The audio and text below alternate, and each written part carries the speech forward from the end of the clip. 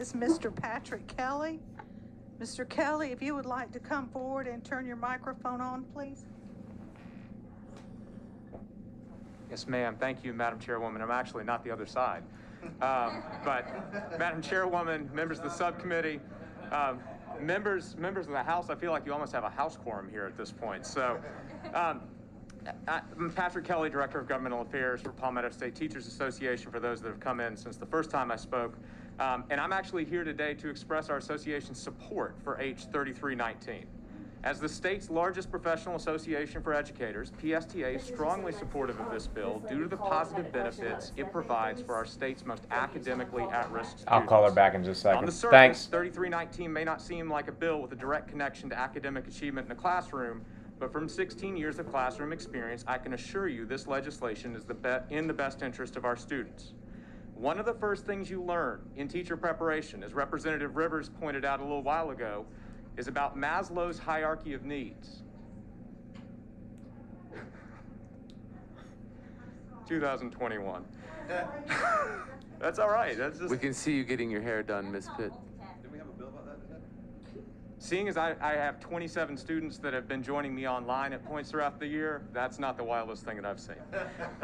So within Maslow's hierarchy, it says that you have to meet the basic needs of students before they can engage in a process like learning. And among those basic needs are things like food, safety, and security. 3319 takes important steps to ensure those three basic needs are met for every student in South Carolina schools.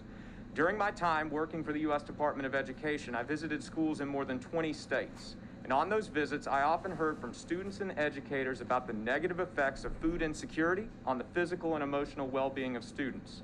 In some of those states, as we've already heard today, I also heard the tales of meal shaming, as Representative Gatch was pointing out. And that's something that's especially damaging to younger students. Passage of 3319 would make sure that this is something that a child never experiences in South Carolina's schools again.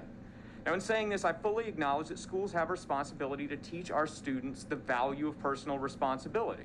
However, schools also have an obligation to protect and foster the self-esteem and dignity of each and every child.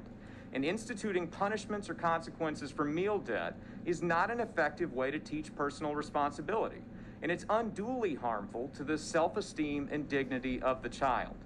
Now, over the weekend, as I was trying to decide how I would make that point to this subcommittee, as is often the case, the perfect answer was provided from me in church. Because a member of our church stood up and talked about the project that our church is taking on to provide meals for students on free and reduced programs over spring break. We send boxes of meals home for them.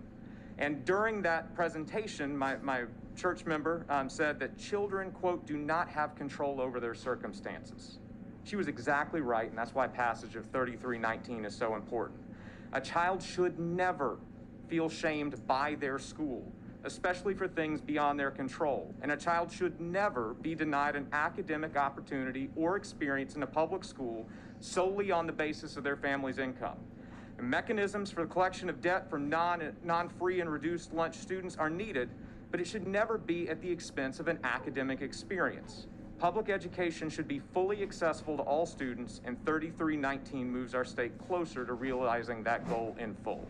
Thank you for your time and the opportunity to share with you. I'd be happy to answer any questions you may have.